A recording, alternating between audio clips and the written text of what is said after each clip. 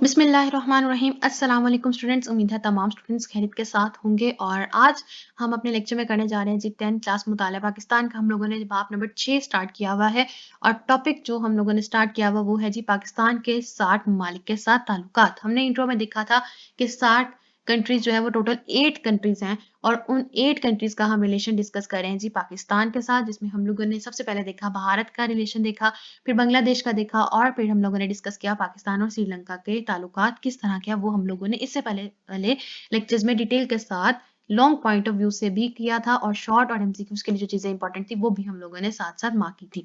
आज हम अपने लेक्चर में डिस्कस करने जा रहे हैं जी पाकिस्तान और नेपाल। और अकॉर्डिंग टू द टाइम जो है वो हम देखेंगे कि हम लोग आज इस लेक्चर में कितने कंट्रीज को कवर कर सकते हैं। स्टार्ट लेंगे जी 4th कंट्री से, पाकिस्तान और नेपाल। स्टार्ट लेने से पहले जी आप सबसे रिक्वेस्ट होती है कि अभी तक आपने चैनल सब्सक्राइब नहीं किया तो काइंडली प्लीज चैनल को जो सब्सक्राइब कर दीजिए। वीडियो पसंद आए तो वीडियो को जो लाइक कीजिएगा और आगे शेयर कीजिए। ये है जी हमारे पास 4th पॉइंट है पाकिस्तान और नेपाल। 60 के हवाले से पाकिस्तान के नेपाल से तिजारती ताल्लुकात काफी हौसला अफजा हैं और मुख्तलिफ वफूद के तबादले होते रहते हैं। पाकिस्तान और नेपाल के मुश्तरका इक़्तिसादी कमीशन के क़याम का मुआहिदा 1983 में तय पाया। ये आप देंगे एज एमसीक्यू कि मुश्तरका इक़्तिसादी कमीशन के क़याम का मुआहिदा कब तय हुआ था 1983 में और किन के दरमियान हुआ जी पाकिस्तान और नेपाल के दरमियान। दोनों ममालिक ने तजारती ज़राअत और सियाहत के अलावा तवानाई के शोबे में मालूमात के तबादले समेत अहम पेशे रफ्त की है। तो यहाँ पे आपने क्या हेडिंग देनी है, यहाँ पे आप हेडिंग दोगे जी हौसला अफजा ताल्लुकात। यहाँ पे आपकी हेडिंग बनेगी हौसला अफजा ताल्लुकात, जिसमें हम तजारती और ज़राअत वगैरह तमाम ताल्लुकात को डिस्कस कर लेंगे। सेकंड पे आ जाता है जी दोनों ममालिक के मुतअद्दिद इलाकाई और आलमी मसाइल पर यकसा मौक़िफ़ रखते हैं। पाकिस्तान और नेपाल के साथ अपने दोस्ताना ताल्लुकात को बढ़ाने का ख्वाह है और तजारती और इक़्तिसादी शोबों में ताउन के नए रास्ते तलाश करना चाहता है। इस वक्त दोनों ममालिक के दरमियान तजारत, ज़राअत, तलीम, तवानाई, इंफॉर्मेशन टेक्नोलॉजी, आईटी और दीगर शोबों में ताउन जारी है। तो यहाँ पे हमारे पास हेडिंग आएगी इलाकाई और आलमी मसाइल। इलाकाई और आलमी मसाइल। नेक्स्ट है जी हमारे पास थर्ड और लास्ट पॉइंट, पाकिस्तान और नेपाल के करीबी और दोस्ताना ताल्लुकात को इक़्तिसादी और तजारती ताउन में तब्दील किया जा सकता है। दो तरफा तजारत को वुसअत देने के लिए ठोस इक़दामात करने की ज़रूरत है। तो यहाँ पे आप हेडिंग देंगे जी तजारत के लिए ठोस इक़दामात, यानी कि मजबूत इक़दामात करने की ज़रूरत है। तो यहाँ पे आपके पास हेडिंग आएगी तजारत के लिए ठोस इक़दामात। और नेपाल में हमारे पास सिर्फ ये टोटल 3 पॉइंट्स हैं, ताल्लुक हौसला अफजा ताल्लुकात और फिर इलाकाई और आलमी मसाइल और तजारत के लिए ठोस इक़दामात। फिफ्थ पे आ जाती हैं हमारे पास मालदीव्स। पाकिस्तान और जमहूरिया मालदीव्स यानी कि Pakistan and Republic of Maldives, इनका रिलेशन हम देखते हैं। क्या कहता है, जमहूरिया मालदीव अगरचे एक छोटा मुल्क है मगर इसका खूबसूरत महल वकू यानी कि उसकी लोकेशन और बहरे हिंद और बहीरा अरब के संगम पर वाक़या होना बहुत अहमियत का हामिल है। आपसे पूछा जा सकता है कि मालदीव्स का महल वकू बयान करें, या आपसे शॉर्ट में पूछा जाएगा अगर तो आप लिखेंगे कि ये छोटा सा मुल्क है लेकिन ये बहरे हिंद और बहीरा अरब के संगम पर वाक़या है। कहाँ पे वाक़या है? बहीरा अरब और बहीरा संगम पर। इसकी एक तरफ भारत और दूसरी तरफ श्रीलंका है। जमहूरिया मालदीव के हुक्मरानों और अवाम की पाकिस्तान से मोहब्बत और इलाकाई और आलमी अमूर पर यकसा मौक़िफ़ काबिल तहसीन है। तो यहाँ पे आप हेडिंग दोगे खूबसूरत मोहल्ले वकू। यह आपकी हेडिंग होगी इस पॉइंट में, खूबसूरत मोहल्ले वकू। नेक्स्ट कहता है जी जमहूरिया मालदीव के पाकिस्तान से ताल्लुकात हमेशा से मिसाली रहे हैं। 1990 में सार्क की 5वीं सरबराही कॉन्फ्रेंस, अब 5वीं सरबराही कॉन्फ्रेंस कहाँ पे हुई है जी? 1990 में। और कहाँ पे हुई है? जमहूरिया मालदीव के दारुल हुकूमत माले। अब मालदीव के जो है दारुल हुकूमत का नाम क्या है? माले।